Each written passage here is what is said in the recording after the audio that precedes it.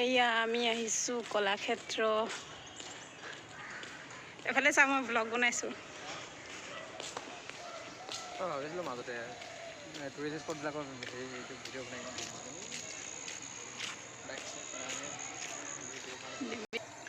মোক কৈ দেচোন বল। সেই জাপিটো ধুনীয়া লাগিছে ন। হাই গগন। এফালে ইমান ধুনীয়া দৃশ্য। আমি এতিয়া গৈ আছোঁ, আপোনালোকে চাই থাকক।